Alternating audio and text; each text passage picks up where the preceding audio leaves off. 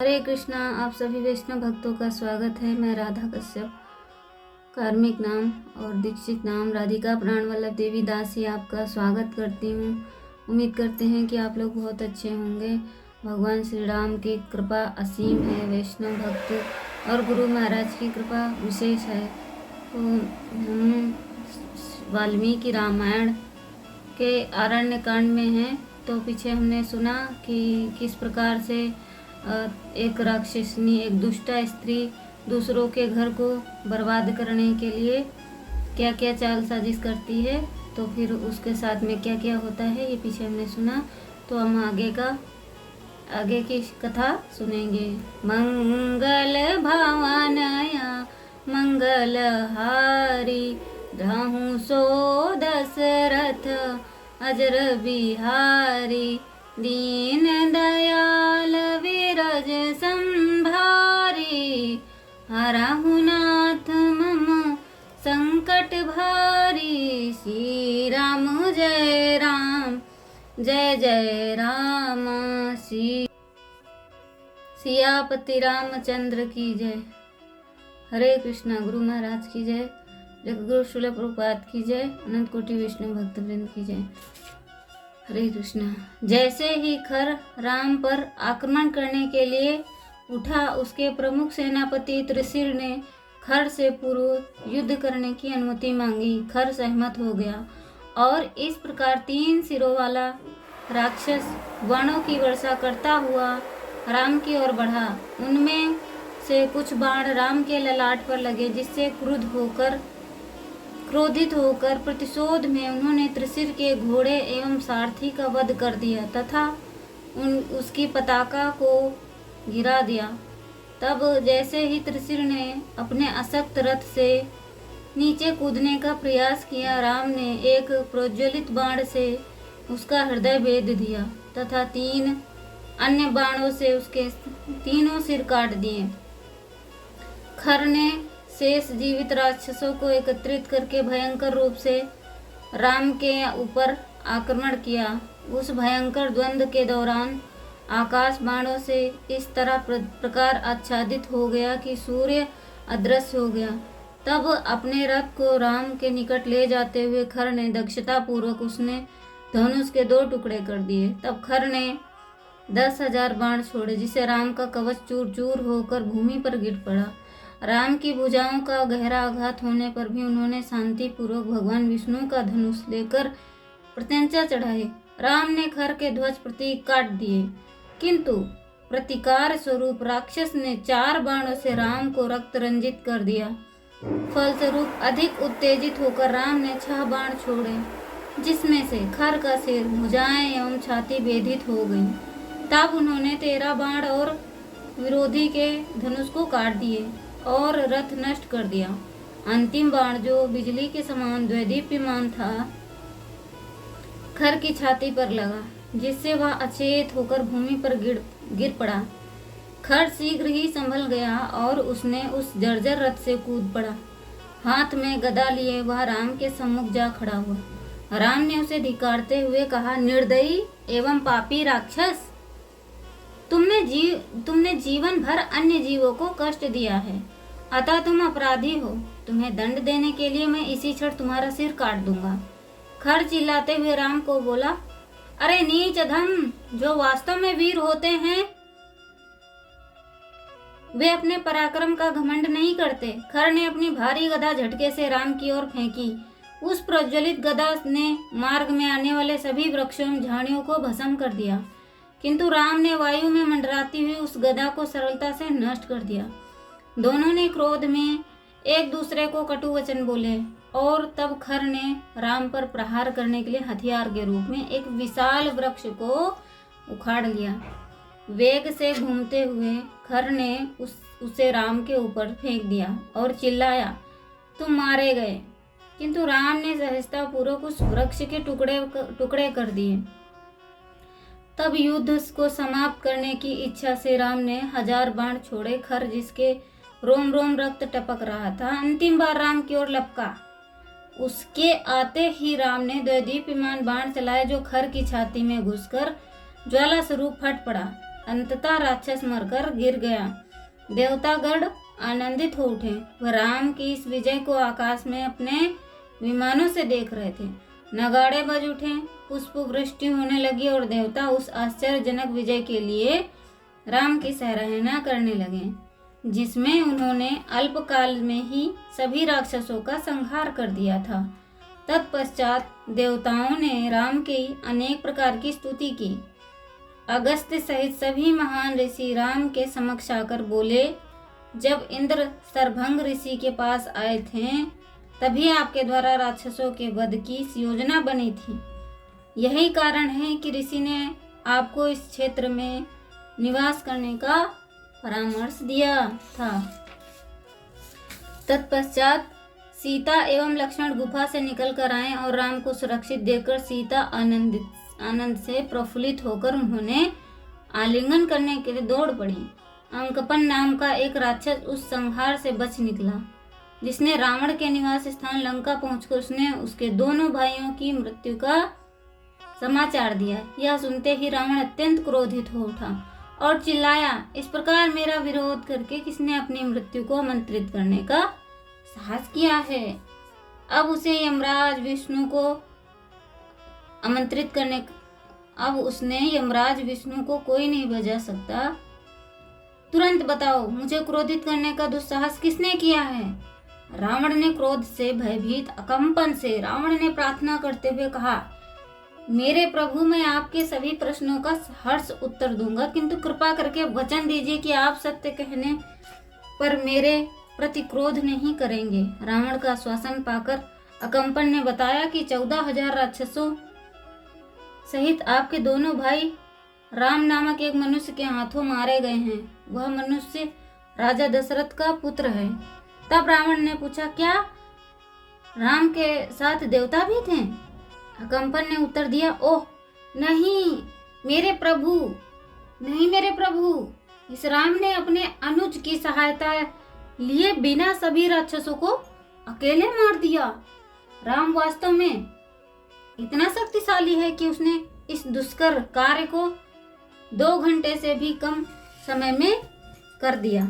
राम के समक्ष कोई नहीं टिक सकता। जब वह क्रोध में होता था तब ऐसा लगता था मानो सारा ब्रह्मांड नष्ट हो जाएगा।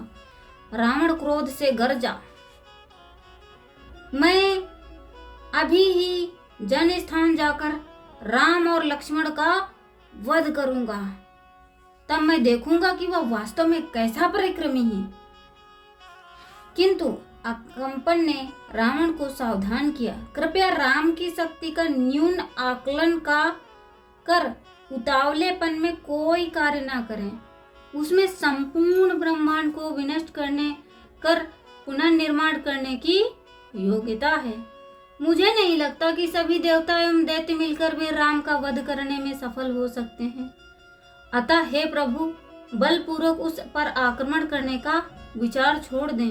तथापि मुझे लगता है कि मैं आपको राम का वध करने का एक अन्य उपाय बता सकता हूँ। राम की पत्नी सीता का सौंदर्य अपूर्व है। उसका मुख सहस्त्रों चंद्रमाओं से भी अधिक सुंदर है।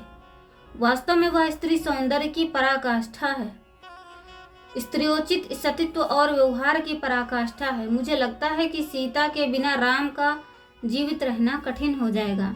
अतः मेरा परामर्श है कि आप सीता का अपहरण कर लें। रावण को यह परामर्श अच्छा लगा और उसने कहा, तुम्हारा परामर्श उत्तम है। मैं कल ही रथ पर चढ़कर पंचवटी जाऊंगा और बलपूर्वक सीता को उठा लाऊंगा। अकंपन को भेजकर रावण ताटक के पुत्र मारीच की कुटिया पर गया। रावण का आदर सत्कार करने के पश्चात मारीच ने उसके चरण धोए और पूछा, हे राक्षसों के प्रभु, आपके इस अकस्मात आगमन से मेरे मन में संदेह उत्पन्न हो रहा है। मुझे ज्ञात है कि जब कोई विशेष कार्य ना हो आप स्वयं यहाँ आने का कष्ट नहीं करेंगे। रावण ने उत्तर दिया, तुम ठीक कह रहे हो। राम नाम के एक मनुष्य ने जन स्थान भेजी गई राक्षसों की मेरी पूरी सेना को समाप्त कर दिया है। राम के भाई लक्ष्मण ने मेरी बहन शूर्पणखा को कुरूप बना दिया है। जिसके कारण खर एवं दूषण को प्रतिकार करना पड़ा। मैं अपने भाइयों को अजेय समझता था, किंतु वे भी अपने सैनिक सहित मारे गए। मारीच, मुझे तुम्हारी सहायता चाहिए, क्योंकि मैंने राम की पत्नी सीता का अपहरण करने की योजना बनाई है। तो ये रावण मारीच से कह रहा कि मुझे तुम्हारी सहायता चाहिए। भय से चौंकते हुए मारीच ने उत्तर दिया, जिसने भी आपको यह परामर्श दिया है वह मित्र के रूप में आपका परम शत्रु है। हे रावण, यदि आप इस मूर्खतापूर्ण योजना को पूर्ण करने का प्रयास करेंगे तो इससे आपका विनाश ही होगा, क्योंकि राम का पराक्रम स्वयं भगवान विष्णु के समान अकल्पनीय है। राम एक अगाध सागर के सुदृश्य हैं। मगरमच्छ उनके धनुष के समान है और भंवर उनकी शक्तिशाली भुजाएं हैं। उनके द्वारा बाणों का छोड़ा जाना लहरों के अनवरत प्रवाह के समान है। एक तट से दूसरे तट तक सागर का विस्तार उस युद्ध भूमि के समान है जहां उनके शत्रु जलमग्न हो जाते हैं। हे राक्षसों के राजा, उचित यही होगा कि आप अपने क्रोध को नियंत्रण में करें और लंका वापस लौट जाएं। वहां आपका अपनी पत्नियों के सानिध्य का आनंद लें तथा राम को उनकी पत्नी सहित दंडकारण्य वन में रहने दें, अन्यथा आप स्वयं विपदा को आमंत्रित करेंगे। मारीच का परामर्श सुनकर रावण लंका स्थित अपने भव्य महल में लौट आया। इस बीच शूर्पणखा, जिसने जन स्थान में सभी राक्षसों का नाश करते हुए देखा था, अपने भाई से मिलने लंका गई। रावण के 10 सिर एवं 20 भुजाएं थीं। उसके शरीर पर अनेक घावों के चिन्ह थे जो पूर्व संघर्षों के प्रतीक थे, जिनमें से एक घाव का निशान भगवान विष्णु के सुदर्शन चक्र द्वारा किए गए प्रहार का था। एक बार रावण ने नागों की राजधानी भोगवती पर आक्रमण किया था। वासुकी एवं तक्षक जैसे सर्पों को पराजित करने के पश्चात वह तक्षक की पत्नी को बलपूर्वक हर लाया। तब कुबेर को जीतकर उसने उनके पुष्पक विमान को अपने अधिकार में कर लिया और केवल ईर्ष्यावश उसने स्वर्ग के कुछ उद्यानों को नष्ट कर दिया। बहुत पहले रावण ने कठिन तपस्या की थी और 10,000 वर्ष बीत जाने पर वह ब्रह्मा को अपने 10 सिरों का बलिदान देने लगा। रावण से प्रसन्न होकर भगवान ब्रह्मा ने उसे यह वरदान दिया कि मनुष्य के अलावा कोई अन्य प्राणी उसका वध नहीं कर सकता। ऐसा वरदान प्राप्त करने के पश्चात अभिमानी रावण ब्राह्मणों का वध करने लगा एवं उनके यज्ञों को विघ्न उत्पन्न करने लगा। इस प्रकार वह देवताओं का शत्रु बन बैठा और उनके विनाश के लिए देवता तीव्रता से भगवान विष्णु से प्रार्थना करने लगे। जब शूर्पणखा अपना क्रूर मुख लिए उसके समक्ष पहुंची, तब रावण अपने 7 मंजिले वाले महल में सुशोभित स्वर्ण सिंहासन पर बैठा था। क्रोध में उतावली शूर्पणखा ने कहा, मेरे प्रिय भाई, क्या तुम इंद्रिय तृप्ति में इतने लीन हो गए हो कि तुम्हें आसन्न संकट का आभास भी नहीं हो रहा है? जब राजा की रुचि इस प्रकार के तुच्छ अमोद प्रमोद में होने लगती है और वह राजकाज की ओर ध्यान नहीं देता, तब सभी उसका तिरस्कार करने लगते हैं। क्या तुम्हारे गुप्तचरों ने तुम्हें सूचित नहीं किया कि राम ने अकेले ही तुम्हारे दोनों भाइयों सहित सभी 14,000 सैनिकों का वध कर दिया? तुम अक्षम राजा हो और मैं कह देती हूँ कि अब तुम अधिक समय इस तरह सिंहासन पर नहीं बैठे रह सकते हो।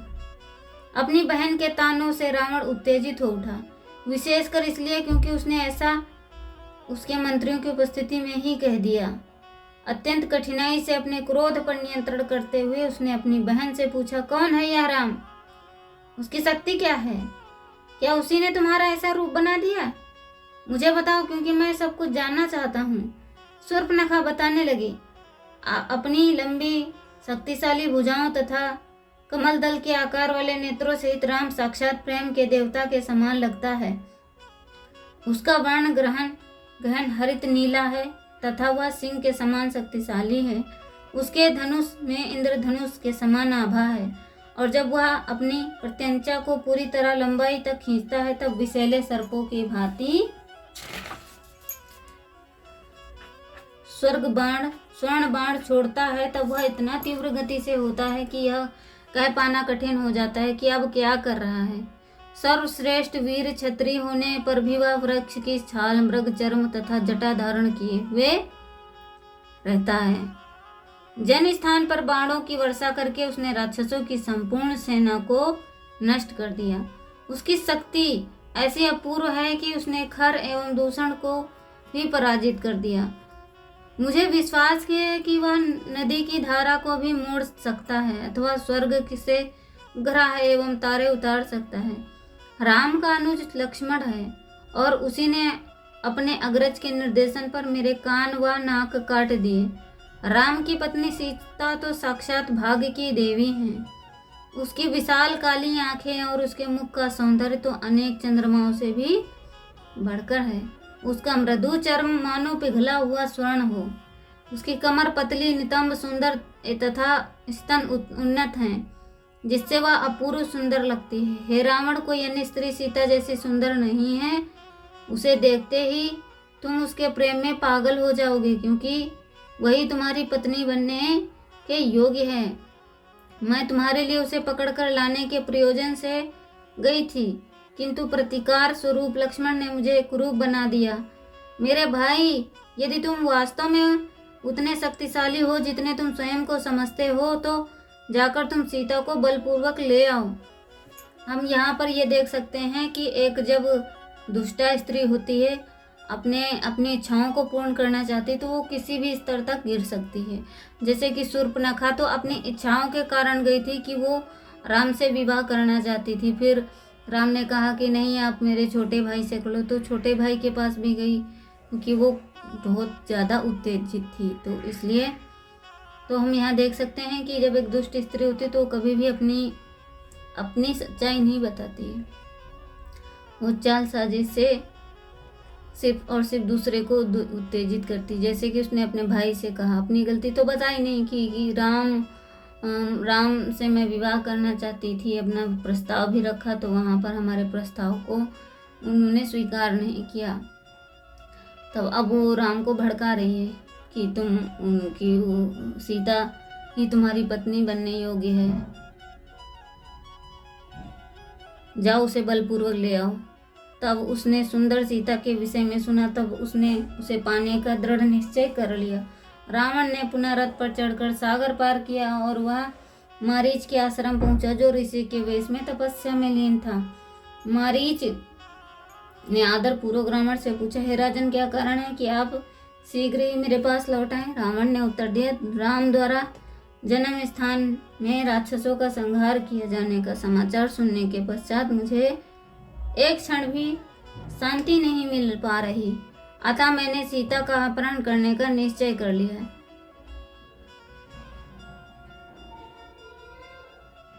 और मैं चाहता हूँ कि तुम मेरी सहायता करो। इसके लिए मैंने एक कुटिल उपाय सोचा है।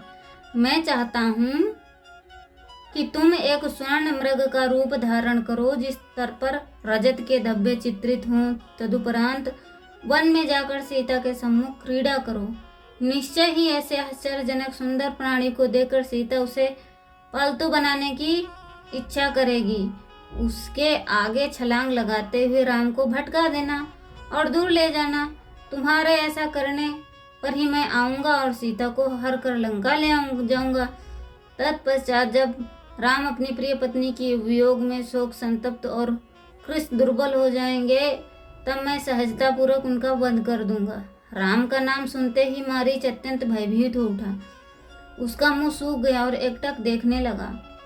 मारीच ने हाथ जोड़ते हुए रावण से कहा, हे राजन, यदि आप इस योजना को कार्यान्वित करेंगे तो आपके राज्य लंका सहित सभी राक्षसों का निश्चय रूप से विनाश हो जाएगा। आपके मूर्खतावश विनाश की ओर बढ़ रहे हैं। इस अविवेकी कार्य को करने तथा अपने विनाश का मार्ग प्रशस्त करने के पूर्व आप कृपया राम के सर्वश्रेष्ठ शक्ति के विषय में मुझसे श्रवण करें। बहुत समय पूर्व मैं अपने अलौकिक बल के घमंड में हाथ में गदा धारण कर पृथ्वी पर विचरण करता रहता था तथा दंडकारण्य वन के ऋषियों का मांस भक्षण करता। भयवश विश्वामित्र राजा दशरथ के पास गए और अपने यज्ञ संपादन की सुरक्षा राम द्वारा किए जाने के लिए उनसे सविनय प्रार्थना की। तत्पश्चात जिस समय राम विश्वामित्र के यज्ञ क्षेत्र की सुरक्षा के लिए उपस्थित थे, तब मैं अज्ञानतावश यज्ञ में विघ्न उत्पन्न करने के प्रयोजन से वहां जा पहुंचा, किंतु एक बाण से ही राम ने मुझे 800 मील दूर सागर में उछाल दिया और मेरे साथ आए हुए अन्य राक्षसों का वध कर दिया। वहां से बच निकलने पर जब मुझे चेतना आई तब मैं लंका लौट आया, किंतु मेरा घमंड तब भी नहीं टूटा। तब मैं प्रज्वलित जिह्वा अंति रंजित वाले मांसाहारी मृग का रूप धारण कर दंडकारण्य वन में घूमने लगा और ऋषियों का रक्तपान करने लगा। ऐसा करते हुए पुनः मेरा सामना राम से हुआ, जो लक्ष्मण तथा सीता के साथ दंडकारण्य वन में घूम रहे थे। अपनी पराजय की स्मृति मेरे मन में यथावत थी। यह जानकर कि राम ने सन्यासी जीवन धारण कर लिया है, मैंने प्रतिशोध लेने का निश्चय किया, किंतु जैसे ही मैं उनके निकट पहुंचा, राम ने 3 बाण छोड़े। मेरे 2 साथियों का वहीं तत्काल प्राणांत हो गया और मैं अपने प्राणों की रक्षा करने के लिए भागा। मुझे लगता कि मेरा जीवन इसलिए बच गया क्योंकि राम युद्ध भूमि छोड़कर भागने वाले पर बाण नहीं चलाते। तब मैं राम का नाम सुनते ही भय के मारे कांप उठता हूँ। फलस्वरूप हिंसा और युद्ध के प्रति मेरी रुचि समाप्त हो गई। दूसरों के प्रति द्वेष भाव को त्याग कर मैं योगाभ्यास करता हूँ, सन्यासियों की भांति जीवन व्यतीत करने लगा हूँ, किंतु मन की शांति प्राप्त करने में मैं विफल रहा, क्योंकि जब भी मैं किसी वृक्ष को देखता हूँ तब मुझे लगता है कि वह राम है जो वृक्ष की छाल धारण किए हुए हैं। इस प्रकार संपूर्ण वन मुझे असंख्य राम के स्वरूप में परिवर्तित हुआ सा दिखाई पड़ता है। इस कारण कहीं भी देखने पर मैं भयभीत हो उठता हूँ। कभी कभी मैं स्वप्न में भी राम को देखता हूँ, तब अकस्मात जाग उठता हूँ। मेरा हृदय भय से कांपने लगता है। वस्तुतः मैं राम से इतना अधिक भयभीत हूँ कि जब भी मैं रावण से आरंभ होने वाले किसी भी शब्द को सुनता हूँ, जैसे कि रथ या रत्न आदि, तब मेरा हृदय भय के कारण कांप उठता है। हे राजन, अपने एवं अपने कल्याण के लिए मैं आपको परामर्श देता हूँ कि सीता के अपहरण का विचार त्याग दें। यदि राम से कोई भय ना हो तो भी आप किसी ऐसा घृणित कृत्य क्यों करना चाहते हैं? किसी पाप का दंड उतना ही नहीं होता है जितना कि पराई स्त्री के अपहरण करने के पाप होता है। अपनी सहस्त्रों पत्नियों के संग संतुष्ट रहें एवं अपनी प्रतिष्ठा, भाग्य, राज्य एवं जीवन को यथावत रखें। सब कुछ धैर्य पूर्वक सुनने के पश्चात रावण ने उत्तर दिया, अब तुम सुनो। सब कुछ सुनने के बाद में रावण उनसे कहता है कि अब तुम सुनो। मारीच, मैं तुम्हारा परामर्श लेने नहीं आया हूँ, मैं सीता का अपहरण करने आया हूँ और योजना को कार्यान्वित करने के लिए तुम्हारी सहायता लेने आया हूँ। मेरे मंत्री होने के नाते तुम्हारा कर्तव्य है कि जब मैं तुमसे परामर्श मांगू तभी मुझे परामर्श दो, अन्यथा निसंकोच मेरी आज्ञा का पालन करो। मैंने तय कर लिया है कि मैं अब ऐसा करने के लिए दृढ़ निश्चय हूँ। मैं चाहता हूँ कि सीता को आकर्षित करने के लिए तुम मृग का रूप धारण करो तथा जब वह राम से तुम्हारे पकड़ने पर निवेदन करे तब तुम राम को दूर वन में ले जाना और चिल्लाना, हे सीता, हे लक्ष्मण। जब लक्ष्मण को ऐसा करने लगेगा तो उसका भाई संकट में है, तो वह सीता को छोड़कर राम की सहायता के लिए चला जाएगा। तुम मेरी इतनी सेवा कर दो और बदले में मैं तुम्हें अपना आधा राज्य सौंप दूंगा। लेकिन अगर तुम ऐसा नहीं करोगे तो मैं आज ही तुम्हारा वध कर दूंगा। अब चुनाव तुम्हें करना है। तुम मेरे हाथों से निश्चित मृत्यु को स्वीकारो अथवा राम के हाथों संभवित मृत्यु को स्वीकार करो, स्वयं निर्णय करो। तथापि मारीच ने साहसपूर्वक कहा, प्रिय राजन, चापलूसी करने वाले तो सुलभ हैं, किंतु दूसरों के कल्याण के लिए अप्रिय सत्य वचन बोलने वाले दुर्लभ मंत्री को न पूछे जाने पर भी उचित परामर्श देना चाहिए, विशेषकर जब राजा पथ भ्रमित हो रहा हो। किंतु दुर्भाग्यवश वह व्यक्ति जिसकी मृत्यु निकट हो अच्छा परामर्श नहीं लेना चाहता। तो यहाँ पर स्पष्ट है कि जब किसी का विनाश होने वाला होता है ना, तो उसको कोई अगर अच्छी शिक्षा भी दे रहा होता तो नहीं लेता। अब यहाँ पे मारीच उसको समझा रहे हैं कि ऐसा दुष्ट कार्य मत करो, किसी की पत्नी का अपहरण मत करो। तब कह रहा मैं तुमसे परामर्श लेने के लिए नहीं आया हूँ, तो तुम मेरा काम करो, मेरा काम करो। तब यहाँ पर यही है, मंत्री को पूछे जाने पर भी उचित परामर्श देना चाहिए। अब राजा जब पथभ्रमित हो गया तब तो और ज़्यादा उसको परामर्श देना चाहिए, लेकिन जब पथभ्रष्ट हो जाता है कोई तो उसको कोई समझा ही नहीं सकता समय के अलावा। अच्छा परामर्श लेना चाहता है, लेना नहीं चाहता। जिसकी मृत्यु निकट हो वह अच्छा परामर्श नहीं लेना चाहता। हे राजन, यदि हम आपकी योजना का पालन करते हैं तो मुझे विश्वास है कि हम दोनों की अंततः मृत्यु होगी। तथापि यहाँ आपके हाथों मरने से अच्छा है कि मैं युद्ध भूमि में एक श्रेष्ठ शत्रु के हाथों मरूं। अतः चले तुरंत प्रस्थान किए जाए। रावण यह समझकर प्रसन्न था कि मारीच अंत में उसकी चेतावनी को गंभीरता पूर्वक समझ गया है। उसने मारीच का आलिंगन किया और वे रावण के वायु रथ पर सवार होकर चल दिए। अनेक वनों, नदियों, नगरों और मैदानों को पार करते हुए वे दंडकारण्य वन पहुंचे, जिसके निकट राम, सीता एवं लक्ष्मण निवास करते थे। रथ से उतरते ही मारीच ने एक सुंदर मृग का रूप धारण कर लिया और राम की कुटिया के पास जाकर आगे पीछे उछलने लगा। मारीच के मृग रूपी शरीर पर मणि के समान अनेक चांदी के बिंब थे। उसके सींग के छोर नीलमणि नीलम के सदृश प्रतीत हो रहे थे। उसका मुख गुलाबी नीलवाण के प्रतीत हो रहे थे। ऐसा लगता था कि मानो वह मायावी मृग नाना प्रकार के बहुमूल्य रत्नों से निर्मित हो। उस मृग पर एक ऐसी कांति शोभामायन थी जिससे लगता था कि वह मानो कुटिया के चारों ओर के क्षेत्र का प्रकाश युक्त कर रहा है। कभी वह घास कुतरता तो कभी वृक्षों के मध्य क्रीड़ा करता। उस समय सीता पुष्प एकत्रित कर रही थी। उन्होंने देखा कि एक मृग का रूप देखते ही मृग का रूप धारण किया। मारीच ने सीता का ध्यान आकर्षित करने के लिए उछलना दौड़ना आरंभ किया तथा उन्हें लुभाने के लिए वह नाना प्रकार की क्रियाएं करने लगा। उस क्षेत्र के अन्य सभी मृग का वेश धारण करने वाले उस राक्षस की गंध से भयभीत होकर पलायन कर गए। जब कोई राक्षसी प्रवृत्ति का होता है तो वहां से अन्य जीव जंतु चले जाते हैं, क्योंकि उनको पता चल गया था कि ये मायावी राक्षस है। उसकी गंध से वो लोग पलायन करके चले गए। वह मायावी मृग सीता के सामने आकर उछलने लगा। सीता उस आश्चर्यजनक मृग को देखकर मोहित हो गई, क्योंकि ऐसा मृग उन्होंने पहले कभी नहीं देखा। आश्चर्य से देखते हुए उन्होंने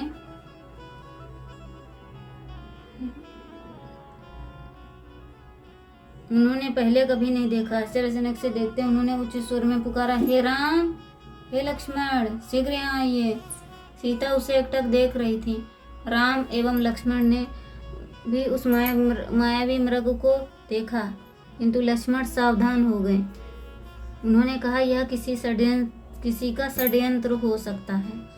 राक्षस मारीच इस प्रकार से पशुओं का रूप धारण करने के लिए कुख्यात है और ऐसा वह भ्रमित करने के लिए करता है। वह सदैव वन में शिकार के लिए आए राजाओं को लूटने की प्रतीक्षा में रहता है। सीता ने हस्तक्षेप किया, क्योंकि उस मायावी मृग को देखकर उनकी बुद्धि पहले ही उसके वशीभूत हो चुकी थी। उन्होंने कहा, हे राम, कृपया इस मृग को पकड़ कर लाएं, क्योंकि यह मेरे मन को भा गया है। मैं इसे पालतू बनाकर रखना चाहती हूँ। इस उदासीन वन में यह मनोरंजन का साधन रहेगा। कृपया शीघ्र जाकर इस मृग को पकड़ लाइए। वन की अवधि पूरी होने पर मैं इसे अयोध्या लेकर जाऊंगी। निश्चित रूप से भरत और हमारी माताएं इसे देखकर प्रसन्न होंगे। हे राम, इसके साथ क्रीड़ा करने की मेरी प्रबल इच्छा हो रही। ये कितना सुंदर है। इसका मृदु चर्म चंद्रमा के समान द्वैदीप्यमान है। हे रघुवर, यदि आप इसे जीवित नहीं पकड़ सकते तो कम से कम मार कर लाएं, ताकि मैं अपने कंबल के लिए इसकी मणि के समान त्वचा को प्राप्त कर सकूं। कदाचित आप सोचते होंगे कि मैं मूर्ख स्त्री हूँ, किंतु यह मृग मुझे निश्चित रूप से चाहिए। मैं इसके सौंदर्य से पूर्ण रूप से प्रभावित हो चुकी हूँ। सीता की इच्छा पूर्ण करने का अवसर पाकर राम प्रसन्न हो गए और वे स्वयं उस मृग के रहस्यमय सौंदर्य पर मोहित हो गए। उन्होंने लक्ष्मण से कहा, सीता इस मृग पर मोहित हो गई है, मुझे उसके लिए यह मृग लाना होगा, किंतु जीव को देखो कि किसी ज्वाला या बादल के मध्य कड़कड़ाती बिजली के समान है। ऐसा मृग स्वर्ग के उद्यानों में भी नहीं पाया जाता है। इस मृग का सौंदर्य उसके प्राण ले लेगा। इसकी स्वर्ण सदृश बिंदु युक्त त्वचा से मैं आसन बनाऊंगा ताकि मैं और सीता उस पर एक साथ बैठने का आनंद ले सकें। यदि तुम्हारे कथा अनुसार यह मृग मारीच है, तब भी मैं उसको मारा जाना चाहिए। इस वन में निवास करने वाले ऋषियों के लिए लाभदायक होगा। हे लक्ष्मण, जब तक मैं लौट कर ना आऊं तब तक तुम हाथ में धनुष लेकर यहीं खड़े रहना। सीता का ध्यान रखना। जैसे ही राम ने तलवार, धनुष और 2 तरकस उठाए, मारीच तुरंत दृष्टि से ओझल हो गया। जब राम वन में गए और वह मृग पुनः पुनः दिखाई दिया,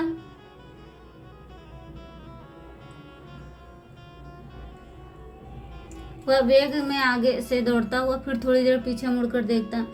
फिर वह राम के निकट आया, मानो उसे ललचा रहा हो कि वे आकर उसे पकड़ लें। जैसे ही राम मृग की ओर बढ़े, वह दृष्टि से ओझल हो गया। इस प्रकार मारीच राम को कुटिया से बहुत दूर बहका लाया। उसकी भ्रामिक चाल से राम असमंजस में पड़ गए और उन्होंने थकान होने लगी। उसका पीछा करते हुए थक जाने के पश्चात अंततः राम एक वृक्ष के नीचे बैठ गए। तब वह पुनः मृग अत्यंत निकट दिखाई पड़ा, किंतु जैसे ही राम उसे पकड़ने के लिए उठे, वह वैसे ही रहस्यमय ढंग से ओझल हो गया।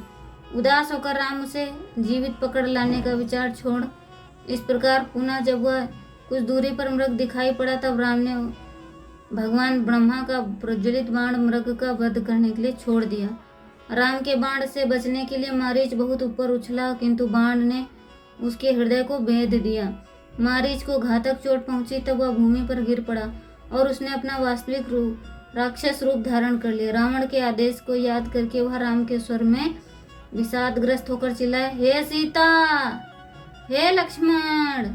तब मारीच ने प्राण त्याग दिए और उसकी पुकार सुनकर राम खिन्न हो उठे और सीता और लक्ष्मण को और क्या सोचेंगे। राम अपनी कुटिया की ओर बढ़े हुए जाते हुए उनके हृदय में भय उत्पन्न होने लगा। इस बीच राम जब सीता ने मारीच की पुकार सुनी, तब व्याकुल उन्हें लगा कि राम सहायता के लिए पुकार रहे हैं। व्याकुल होकर वह लक्ष्मण की ओर मुड़ी और उनसे निवेदन करने लगी, शीघ्र ही राम के पास जाकर पता लगाइए कि क्या हुआ।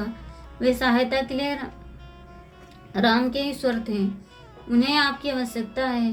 हे लक्ष्मण, मेरा हृदय धड़क रहा है और मैं कठिनाई से श्वास ले पा रही हूँ। मुझे लगता है राक्षसों ने राम को परास्त कर दिया। सीता की रक्षा करने का राम द्वारा दिया गया आदेश लक्ष्मण को भली भांति याद था, अतः लक्ष्मण वहीं स्थिर रहे। उन्हें उदासीन देखकर सीता अधिक दुखी हो उठी और लक्ष्मण के कटु वचन बोलने लगी। आप यहाँ खड़े क्यों हैं? सीता कटु वचन बोलने लगी कि आप यहाँ खड़े क्यों हैं?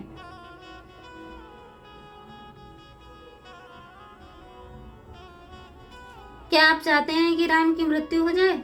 अब मैं स्पष्ट हो गया है कि आप मित्र के रूप में अपने अग्रज के शत्रु ही हैं। मुझे लगता है कि आप राम की मृत्यु चाहते हैं ताकि आप अपनी इच्छा अनुसार मेरा भोग कर सकें, अन्यथा आप अवश्य ही उनके बचाव के लिए तैयार हो जाते हैं। शीघ्र जाइए लक्ष्मण, जब मेरे पति संकट में हो तो मेरे जीवित और सुरक्षित होने का क्या लाभ। जब सीता भय के मारे कांपने और सुबकने लगी, तब लक्ष्मण ने कहा, स्वयं को नियंत्रण रखने में का प्रयास करें, धैर्य धारण कीजिए। राम को कोई हानि नहीं पहुंचा सकता, ना राक्षस, ना इंद्र, ना देवता उनका कुछ बिगाड़ सकते हैं। मुझे विश्वास है कि जो स्वर आपको सुनाई दिया वह हमें भयभीत करने के लिए मारीच की मायावी चाल है। राम ने मुझे आपकी सुरक्षा की आज्ञा दी है, अतः मुझे यहीं रहकर उनकी आज्ञा का पालन करना चाहिए। अब तक सीता चिंता के कारण विक्षिप्त हो उठी और लक्ष्मण के शब्दों ने उनके क्रोध में वृद्धि कर दी। क्रोध से सीता उच्च स्वर में बोली, निर्लज्ज और धूर्त, मुझे लगता है तुम राम के बुरे समय का आनंद मना रहे हो।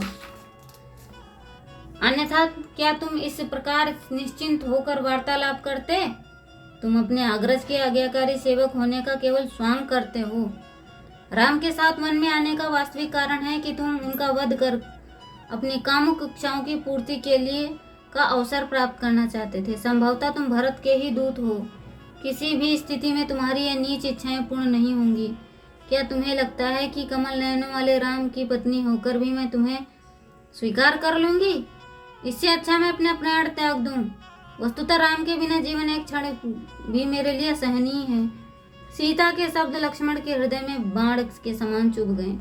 हाथ जोड़ते हुए भयभीत लक्ष्मण ने उत्तर दिया, हे मिथिला की राजकुमारी, आप मेरे लिए देवी के समान हैं।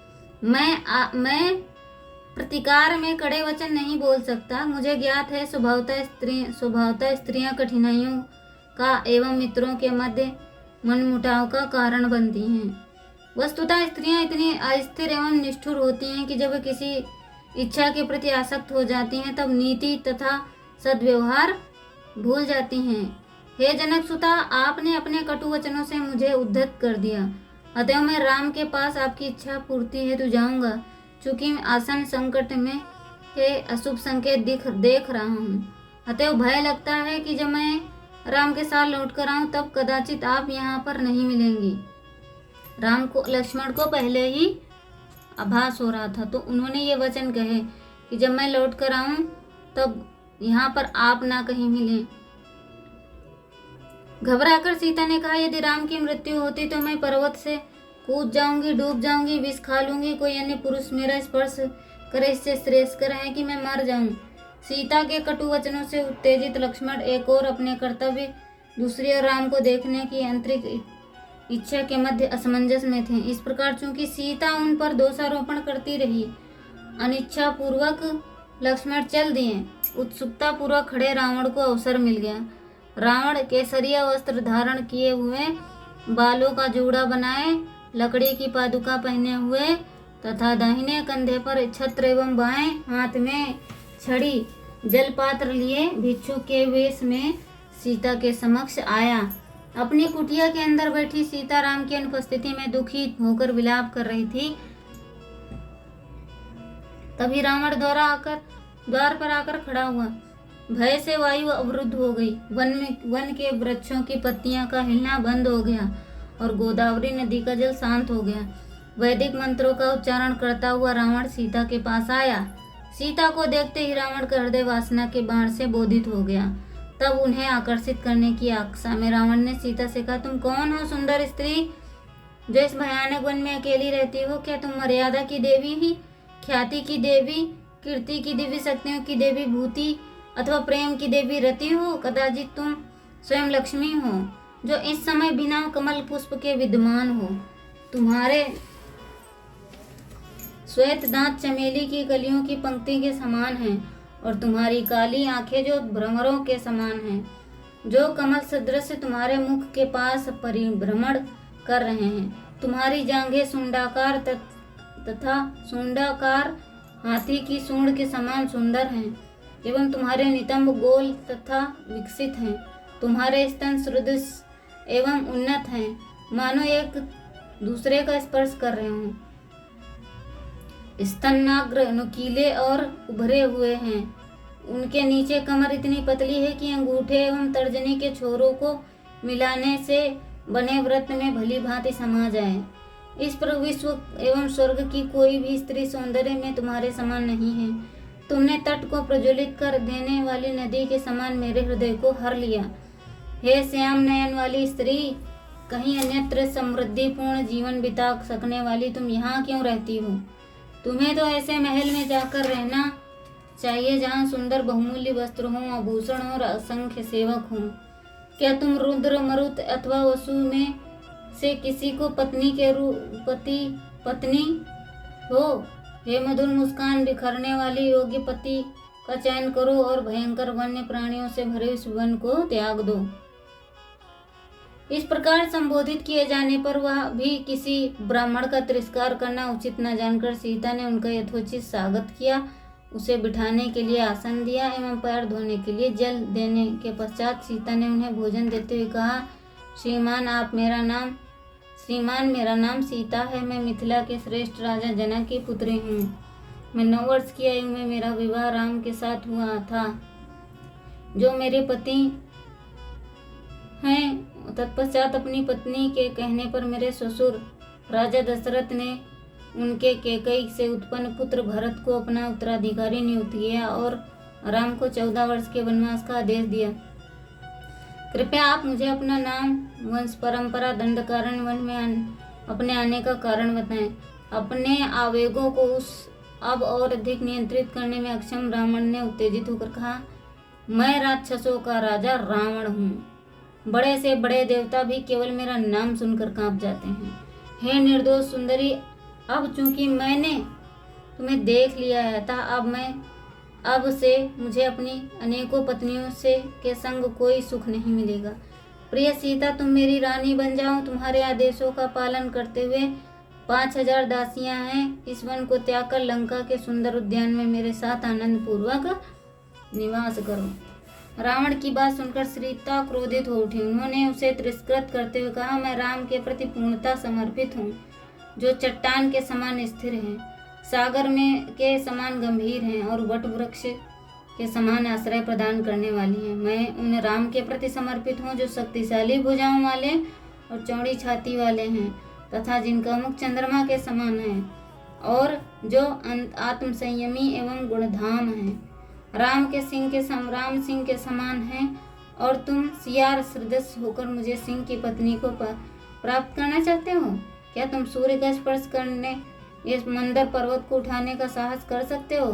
क्या तुम अपने नेत्रों को सुई से छेद सकते हो या वस्त्र में अग्नि वहन कर सकते हो? अपनी गर्दन में विशाल शिला बांधकर तैरकर सागर पार कर सकते हो? तो फिर तुम राम की पत्नी को लेकर जाने का दुस्साहस कैसे कर रहे हो? राम गरुण हैं और तुम मात्र एक कौवे हो। राम सागर हैं, तुम एक लघु पोखर हो। राम सुस्वादु पेय हैं, तुम पर्युषित दलिया हो। वे चंदन हैं और तुम कीचड़ हो। वे स्वर्ण हैं और तुम लौह हो। राम हंस हैं और तुम गिद्ध हो, से अधिक कुछ भी नहीं हो। तो देवी सीता उनका तिरस्कार करते हुए बोली कि राम गरुण हैं और तुम एकमात्र कौवे हो। राम सागर हैं, तुम एक लघु पोखर हो। राम सुस्वादु पेय हैं और तुम पर्युषित दलिया हो। वे चंदन हैं, तुम कीचड़ हो। वे स्वर्ण हैं, तुम लौह हो। राम हंस हैं, तुम गिद्ध, से अधिक कुछ भी नहीं।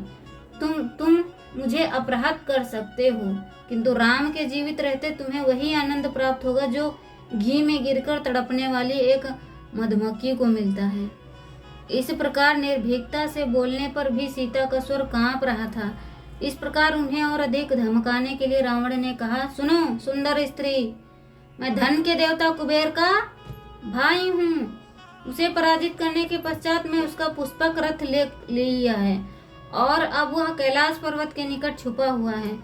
सभी देवता मुझसे डरते हैं और जहाँ मैं जाता हूँ सूर्य का प्रकाश चंद्रमा के प्रकाश की भांति बन जाता है। वायु स्वतः शांत हो जाती है और नदियों में जल प्रवाह थम जाता है। राम को भूल जाओ, क्योंकि वह शीघ्र नष्ट हो जाने वाला मात्र प्राणी है। मेरे संग आकर तुम स्वर्ग का सुख प्राप्त करो। मैं कामुत्रता में से तुम्हारे पाने के लिए उत्सुक हूँ। मुझे विवश निराश मत करो। तब सीता ने कहा, यदि तुम वास्तव में कुबेर के भाई हो तो कुप्रयोजन से क्यों आए हो? इंद्र की पत्नी का अपहरण करने वाला जीवित बच सकते हैं, किंतु जो मुझे कष्ट देने का प्रयास करेगा उसका सर्वनाश निश्चित है। अंततः रावण ने सारा धैर्य खो दिया। क्रोध के आवेग में उसने भयंकर राक्षस रूप धारण कर लिया, जिसके 10 सिर थे, 20 भुजाएं थीं और नुकीले दांत थे। तब उस राक्षसों के राजा ने घोषणा की, यदि तुम ऐसा पति चाहती हो तो तीनों लोग में प्रसिद्ध हो जाओ। हो तो मुझे स्वीकार करो, मेरी सेवा करो और मैं तुम्हें सदैव प्रसन्न रखूंगा। तुम्हें वन में निष्कासित उस राम से अपनी इतनी प्रीति क्यों है? तब रावण ने अपने बाएं हाथ से झपटकर सीता के केस पकड़ लिए। रावण का स्वर्ण रथ निकट आया और रावण ने अपना दाहिना हाथ सीता की जंघा पर रख दिया। तत्पश्चात वह भयभीत सीता को अपनी बाहों में उठाकर आकाश में चला गया। जैसे ही वह ऊपर गया, सीता चिल्लाने लगी, राम राम मेरी रक्षा कीजिए, इस नीच रावण को दंड दीजिए, राम राम मेरी रक्षा कीजिए। वियोग में सीता ने वृक्षों, नदियों, पक्षियों एवं प्राणियों से विनती की वे राम को सूचित कर दें कि उनकी सीता को अपहरण कर लिया गया है। तभी सीता ने एक ऊंचे वृक्ष पर बैठे हुए निद्रायमान जटायु को देखा। उन्होंने पुकारा, जटायु कृपया मेरी सहायता करो, कृपया जाओ और राम से कह दो कि दुष्ट रावण मुझे अपहरण करके ले गया है। सीता की करुण पुकार सुनकर जटायु उठा और देखा रावण उन्हें निर्दयता पूर्वक उठाए हुए जा रहा है। उसने राक्षसों के राजा को ललकारा, अरे रावण, मैं जटायु हूँ, गिद्धों का राजा, तुमने पर स्त्री पर कुदृष्टि डालने का साहस कैसे किया? सावधान हो जाओ, क्योंकि तुम अपनी बाहों में एक विषैले सर्प को लिए जा रहे हो। मैं अभी 60,000 वर्षों का हो चुका हूँ और मेरे पास अस्त्र भी नहीं है। तुम युवा हो और तुम्हारे पास अनेक हथियार हैं, किंतु मैं सीता को नहीं ले जाने दूंगा। मैं तुम्हें सचेत करता हूँ, अपना कुप्रयोजन त्याग दो अथवा अपने रथ से उस प्रकार गिरने के लिए तैयार हो जाओ जैसे कि वृक्ष से पका हुआ फल गिरता है। इस प्रकार ललकारे जाने पर रावण क्रोधित होकर जटायु की ओर लपका। जैसे ही उन दोनों के मध्य युद्ध आरंभ हुआ, वैसे लगने लगा मानो दो पर्वत एक दूसरे से टकरा रहे हों। रावण ने जटायु के अनेक हथियारों से प्रहार किया, किंतु उस विशाल गिद्ध ने अपने चंगुलदार पैरों से रावण को कुरेद दिया। यद्यपि अनेक शक्तिशाली बाणों से जटायु का शरीर घायल हो चुका था, तथापि रावण के रथ में चीखती सीता ने दृश्य ने उसे सारी पीड़ा सहन करने के लिए सक्षम बना दिया। जटायु ने बाणों के भयंकर प्रहार से प्रतिरक्षा के लिए अपने पंखों का परों का उपयोग किया और अपने पैरों से रावण के धनुष को नष्ट कर दिया। इसका लाभ उठाते हुए जटायु ने शीघ्र रावण का कवच फाड़ दिया और अपने नुकीले पंजों से रथ में जुटे हुए खच्चरों का वध कर दिया। उसने रथ को नष्ट कर दिया और साथ साथ अपनी चोंच से रावण के सारथी का भी सिर काट दिया। रथ नष्ट हो जाने से रावण भूमि पर गिर गया, किंतु उसने सीता को अपनी भुजाओं में दबाए रखा। वन के सभी प्राणी पराक्रम के इस आश्चर्यजनक प्रदर्शन को देखकर जटायु का साहस सराहना करने लगे, किंतु जटायु वृद्ध था और शीघ्र ही थक गया। रावण एक हाथ में सीता को पकड़े हुए दूसरे हाथ में तलवार लिए आकाश में उड़ने के लिए उठा। रावण की निंदा करते हुए जटायु अकस्मात उसकी पीठ पर कूद पड़ा और उसके बालों को पकड़कर इतनी जोर से खींचने लगा कि राक्षसों के उस राजा के अधर क्रोध से कांपने लगे।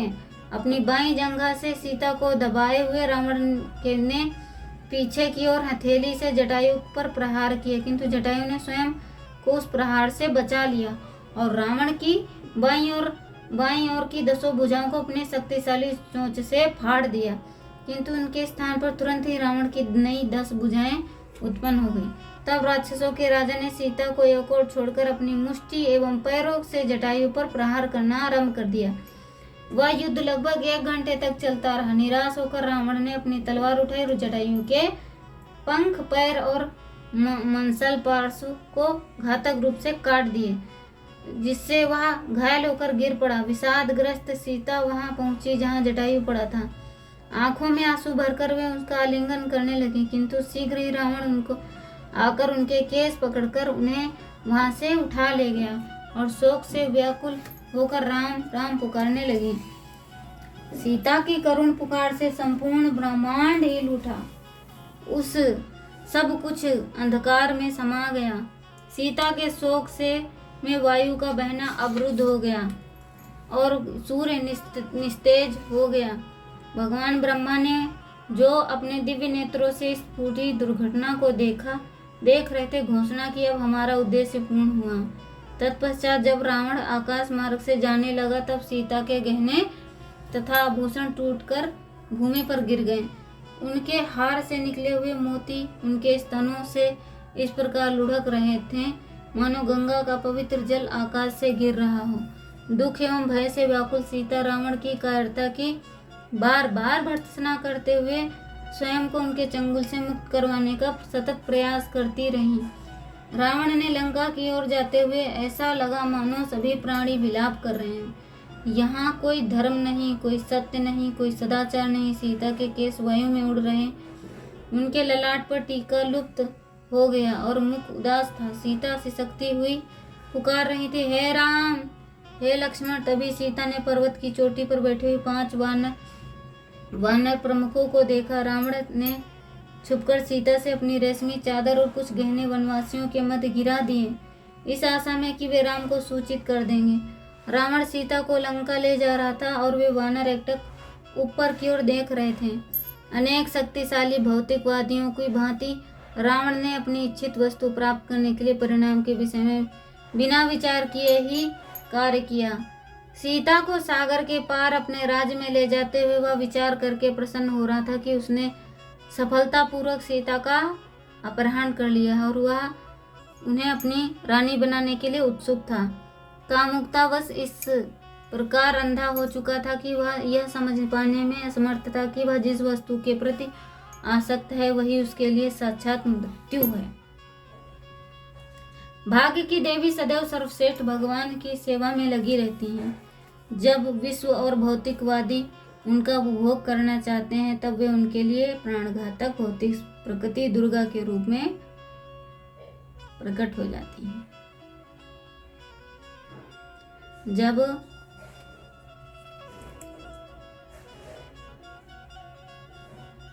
भाग्य की देवी सर्वश्रेष्ठ भगवान भाग्य की देवी सदैव सर्वश्रेष्ठ भगवान की सेवा में लगी रहती हैं।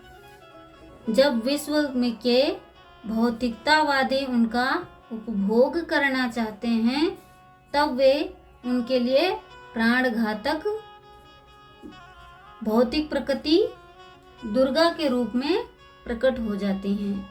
वे संपूर्ण विश्व की स्वामिनी हैं और एक त्रिशूल लिए व्याघ्र पर आसीन रहती हैं, जिसके शूल भौतिक जीवन की त्रिगुण ताप हैं। तन व मन से उत्पन्न ताप, अन्य जीवों के कारण उत्पन्न ताप, अनेक प्राकृतिक आपदाओं के कारण उत्पन्न ताप। वस्तुतः विश्व का कोई भी व्यक्ति, चाहे वह श्रेष्ठ वैज्ञानिक हो अथवा विजेता, इन कष्टों को रोक नहीं सकता। त्रिताप से स्वयं को भगवान से भी अधिक बलवान समझने वाले रावण ने वास्तविकता की उपेक्षा की। सागर को पार करने के पश्चात रावण सीता को अपने महल के भीतरी कक्ष में ले गया। वहां जाकर उसने अपनी भयावह राक्षसनी दासियों को आज्ञा दी, सीता का उचित प्रकार से ध्यान रखो। मेरी अनुमति के बिना कोई भी उनका मुख देख ना पाए। उसे स्वर्ण मणि, उत्तम वस्त्र, आभूषण एवं भोजन दिया जाए। उनकी इच्छानुसार सब कुछ उसे प्रदान किया जाए, किंतु मेरी चेतावनी याद रखना, उसके प्रति एक भी कटु वचन बोलने वाला मेरे हाथों मारा जाएगा। इसके पश्चात रावण ने 8 शक्तिशाली राक्षसों को बुलाया और कहा, जब से राम ने जन्म स्थान में सभी राक्षसों का संहार किया है, उसके प्रति मेरे मन में ऐसी शत्रुता उत्पन्न हो गई है कि उसने सहन कर पाने के लिए कठिन हो गया है। वस्तुतः जब मैं तब तक चैन से नहीं सो सकता हूँ जब तक मैं राम का वध न कर दूं। अभी भी जन स्थान जाकर ठीक से उसका पता लगाओ और मुझे सूचित करो। तब अपनी इच्छा के अधीन होकर रावण पुनः सीता को देखने चला गया। उस कक्ष में प्रवेश करने पर उसने देखा कि अनेक राक्षसनियों से घिरी हुई सीता संतप्त अवस्था में है। अपने ही आंसुओं से भीगी हुई सीता ऐसी प्रतीत हो रही जैसे वायु में थपेड़े खाई हुई कोई नाव सागर के तट पर आकर लग गई हो, अथवा कोई मृगणी अपने झुंड से अलग बिछुड़कर श्वानों से घिर गई हो। इच्छा न होने पर भी रावण सीता को महल भ्रमण पर ले गया। वहाँ भव्य महल देवताओं के निवास जैसा था, जहाँ रावण की इच्छा पूरी करने के लिए सहस्त्रों दास थे। अनेक कक्षों में पिंजरे थे और उनमें विदेशी पक्षी रखे हुए थे तथा महल की दीवारों पर बहुमूल्य रत्नों से की गई गहन नक्काशी थी।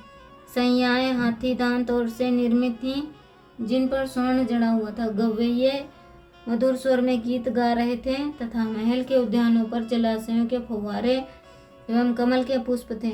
सीता ने देखा कि प्रत्येक कक्ष विस्तृत एवं सुसज्जित था। उनमें रहने वाली सहस्त्रों स्त्रियां अवर्णनीय बहुमूल्य रत्नों धारण किए हुई थी। रावण ने बताया, लंका में 32 करोड़ राक्षस निवास करते हैं। इस संख्या में वृद्धों एवं शिशुओं की गणना सम्मिलित नहीं है। तो लंका में कितने राक्षस रहते थे? लंका में कितने राक्षस रहते थे? लंका में 32 करोड़ राक्षस निवास करते थे और उनमें से जो बूढ़े थे, वृद्ध थे और बच्चे थे, उनकी कोई गणना ही नहीं थी। रावण ये बातें सीता को बता रहा था कि इनमें से तो वृद्धों की और बच्चों की कोई गणना ही नहीं है। इनमें से 1000 अनुचर मेरे व्यक्तिगत सेवा के लिए, 1 लाख अनुचर मेरी व्यक्तिगत सेवा के लिए हैं। यदि तुम बुद्धिमान हो तो हे सुंदरी सीता, तुम मेरी उद्दीप्त कामना को पूर्ण करके मेरी मुख्य पटरानी बन जाओ, मेरी रानी बनकर संपूर्ण वैभव पर शासन करो। तो रावण इस प्रकार से माता सीता को लालच दे रहा था। कहता है कि तुम मेरी रानी बन जाओ, मेरी इच्छाओं को पूर्ण करो, मैं तुम मेरी पटरानी बन जाओ और मैं तुम्हें संपूर्ण वैभव का शासन करो। मैं तुम्हारे प्रति प्रेम की अग्नि में तप रहा हूँ और तुम्हारे प्रति समर्पित रहूंगा। कृपया तुम मान जाओ और मुझे प्रेम भरी दृष्टि से देखो, क्योंकि यौवन का सौंदर्य क्षण भंगुर है। तुम मेरे साथ जीवन का आनंद लो और उस तुच्छ राम को मन से निकाल दो। तो ये वचन सीता से राम ने कहे। तो यहाँ पर यह हम देख सकते हैं कि एक दुष्ट पुरुष जो होता है अपनी इच्छाओं को पूर्ण करने के लिए किस प्रकार से एक स्त्री को लोभ देता है अपना प्रयोजन सफल करने के लिए, कि उसकी तारीफ भी करेगा कि तुम ऐसी हो, तुम वैसी हो, मैं तुम्हें ये कर दूंगा, तुम्हें वो कर दूंगा। सिर्फ वो क्षण भंगुर ही है अपनी इच्छाओं को पूर्ण करने के लिए। तो इस कलयुग में देखा जाता है, बहुत सारी जगहों पे देखा जाता है कि एक जब कामना से पीड़ित व्यक्ति होता है, अर्थात उसको भोग इच्छा में जब वो विलीन हो जाता है, तो उसको कुछ दिखाई नहीं पड़ता है। अच्छा बुरा, बुरा अच्छा दिखता है और अच्छा बुरा दिखता है, और उसे कोई अगर समझाएगा भी तो वो तो भी नहीं समझता है। क्यों? क्योंकि उसके अंदर भोग इच्छाएं इतनी अधिक प्रबल हो जाती हैं, वो नहीं समझता। तो यहाँ पर भी रावण का यहीं पर कुछ इसी प्रकार उसका था। सीता ने अपने चंद्रमा के समान मुख को ढक लिया और चुपचाप आंसू बहाने लगी। रावण पुनः कहने लगा, तुम इस बात से भयभीत ना हो कि हम दोनों का संबंध धार्मिक सिद्धांतों के विरुद्ध है। तुम मुझे प्राणों से भी अधिक प्रिय हो। मैं तुम्हारे चरण पकड़कर निवेदन करता हूँ कि तुम मान जाओ। इस प्रार्थना को जो तुम्हारे प्रति मेरा परिवेदना से उत्पन्न हुई है व्यर्थ न जाने दो। इसके पहले रावण किसी भी स्त्री के समक्ष झुका नहीं था। तो हम यहाँ पर एक भौतिक भी उदाहरण ले सकते हैं कि एक जो दुष्ट पुरुष होता है उसके अंदर इतना अभिमान होता है कि एक सुंदर स्त्री भी उसके अभिमान को ठुकरा सकती है, उसको मतलब झुका सकती है। तो इससे पहले उसने इतने सारे विवाह किए थे, वो कभी भी नहीं झुका। वो जिसको चाहा उसको बस अपहरण करके ले आया। लेकिन यहाँ पर मामला कुछ और था। भाई जो भाग्य की देवी सीता हैं वो तो राम के प्रति समर्पित थीं, तो उनके सामने झुक कर रिक्वेस्ट कर रहा है, खूब अनुरोध कर रहा है कि मान जाओ। इससे पहले रावण किसी के सामने झुका ही नहीं था। रावण को लगा कि सीता के प्रति अपने प्रेम का प्रदर्शन करके वह सीता को शीघ्र अपने वश में कर लेगा, किंतु सीता के बिना भय के उत्तर दिया, मेरे हृदय में केवल राम वास करते हैं। तो जो एक धार्मिक स्त्री होगी ना, वो किसी के भी साजिश में फंसेगी ही नहीं। उसको पता है कि वो एकनिष्ठ है, वो भगवान के प्रति समर्पित है, तो उसका कोई भी राक्षस कुछ भी नहीं बिगाड़ सकता। क्योंकि जो भगवान के प्रति समर्पित हो जाता ना, जो भगवान के प्रति, तो भगवान स्वयं उनकी रक्षा करते हैं सदैव, प्रत्यक्ष रूप से भी और अप्रत्यक्ष रूप से। तो सीता माता की भी रक्षा कर रहे थे। राम तो सिर्फ प्रदर्शन कर रहा था, झूठा प्रदर्शन, क्योंकि उसके अंदर कामेक्षाएं इतनी अधिक उद्गत हो गई थी कि उसको अच्छा बुरा कुछ नहीं दिखाई दे रहा था।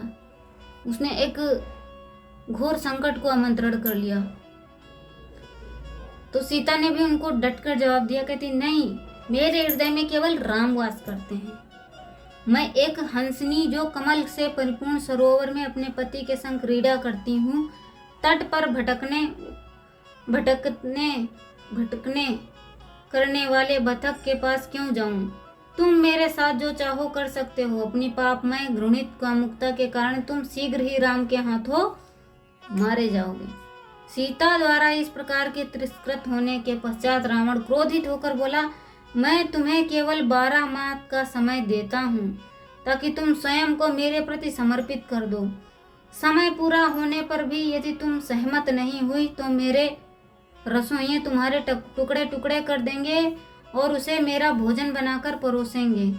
तब रावण ने राक्षसनी दासियों को आज्ञा दी, सीता को अशोक वृक्ष की वाटिका में ले जाओ, उसका भली भांति ध्यान रखना और हर प्रकार से मेरे लिए उसको मनाने का प्रयास करना।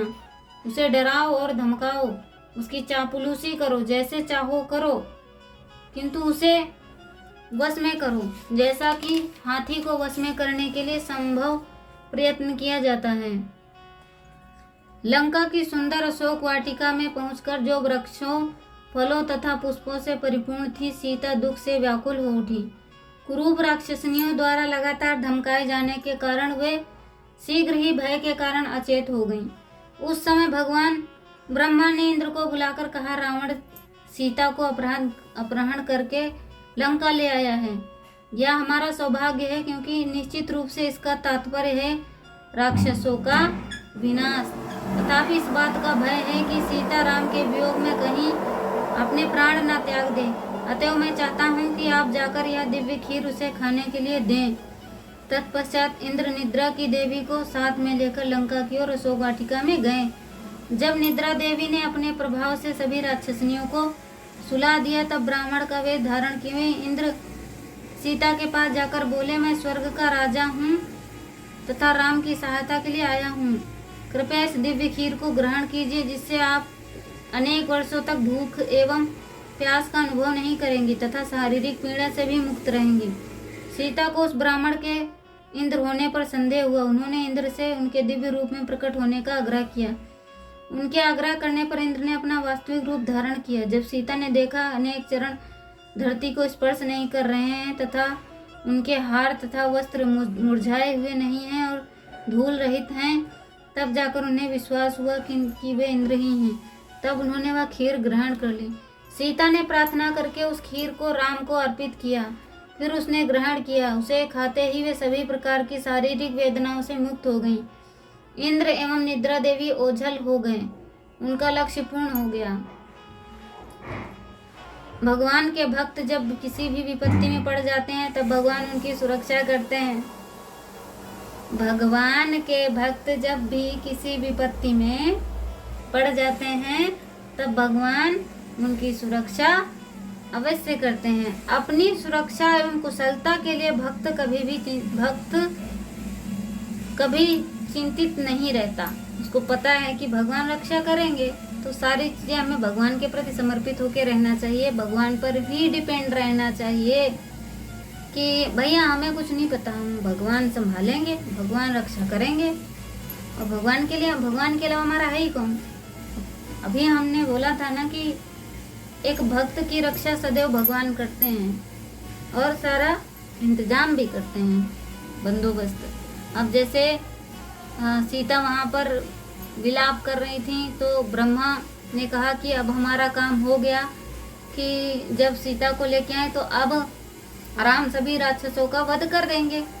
तो सीता जाओ तुम सीता को ये खीर दे के आओ। तो इंद्र सीता जी को खीर दे के आते हैं और उन्हें देते हैं। तो भगवान क्या कुछ नहीं कर सकते। अगर सीता माता तो पूर्ण रूप से भगवान के प्रति समर्पित थी। अब ये बात रावण को नहीं पता थी कि सीता देवी कौन है। भाग्य की देवी, भौतिक जगत की शक्ति, स्वयं दुर्गा जब कोई शक्ति को ललकारता है या उनका भोग करना चाहता है तो वो अपने स्वयं मृत्यु को आमंत्रित करता है। तो रावण ने उनका भोग करना चाहा तो उसने अपनी मृत्यु को स्वयं आमंत्रित किया है। रावण ने अपनी मृत्यु का स्वयं आमंत्रण किया है। तो जब भगवान के भक्त जब किसी भी विपत्ति में पड़ जाते हैं तब भगवान उनकी सुरक्षा करते हैं।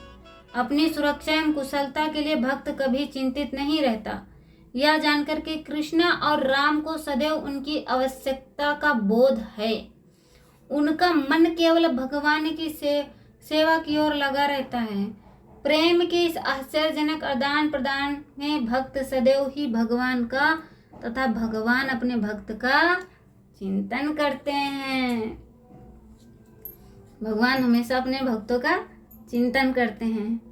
तो कितना आनंद आ रहा है इसको सुनने में। मारीच का वध करने के पश्चात राम शीघ्र अपनी कुटिया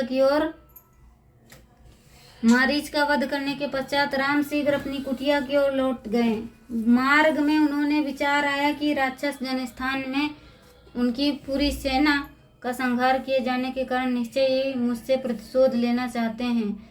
मुझे बहकाकर दूर ले जाने, सीता का हरण करने हेतु मारीच की यह चाल संभवतः उस योजना का अंश थी। मैं प्रार्थना करता हूँ कि कहीं ऐसा ना हुआ हो कि मेरे स्वर में मारीच की पुकार सुनकर कहीं लक्ष्मण सीता को अकेला छोड़ आया हो। उनके पीछे सियार के भयानक करुण क्रदन को सुनकर राम के संशय में वृद्धि होने लगी। पंक्षी तथा प्राणी भी भयंकर रुदन करते हुए राम की दाहिनी ओर से होकर जाने लगे। इसके अतिरिक्त उनकी बाईं आंख में ऐंठन शुरू हो गई। उनकी बाईं भुजा वेग से फड़कने लगी। हृदय धड़कने लगा। ऐसे ही अपशकुन के चिन्हों का अनुभव करते हुए राम ने देखा कि लक्ष्मण कुटिया की दिशा से आ रहे हैं। बाएं हाथ में उन्हें पकड़कर राम उनकी तुरंत भर्त्सना करने लगे।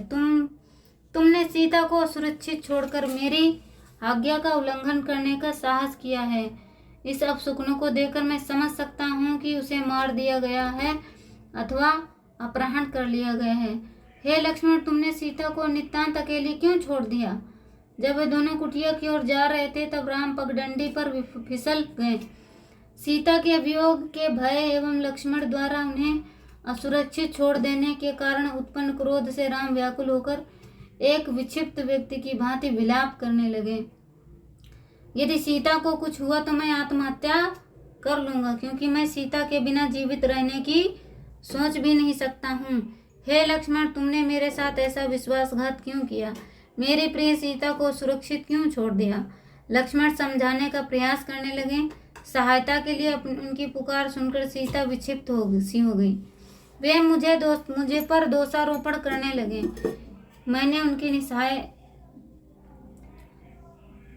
वे मुझ पर दोषारोपण करने लगे कि मैंने आपको निसहाय छोड़ दिया है ताकि मैं उनके संग भोग कर सकूं। उन्होंने मुझ पर भरत का साथ देने का आरोप लगाया और मुझे आपका शत्रु बताया। उनके लगाए आरोपों को मिथ्या सिद्ध करने हेतु मैं आपकी सहायता के लिए यहाँ चला आया। राम ने रोष में आकर उत्तर दिया, सीता को सुरक्षित छोड़ आने का कोई कारण नहीं है। तुम्हें भली भांति ज्ञात है कि मैं अजित हूँ और राक्षसों तथा किसी अन्य से मैं स्वयं की सुरक्षा करने में पूर्ण रूप से सक्षम हूँ। तुम्हें स्त्री के क्रोध से उत्तेजित होकर मेरी आज्ञा का उल्लंघन नहीं करना चाहिए था। हे लक्ष्मण, तुमने अनुचित व्यवहार किया है। ऐसा व्यवहार तुम्हें शोभा नहीं देता। अंत में राम और लक्ष्मण अपनी कुटिया पर पहुंचे जहां कोई भी नहीं था। तब राम चारों ओर सीता को खोजने लगे। उन्हें ना पाकर उनका चेहरा मुरझा गया और शोक से काला पड़ गया।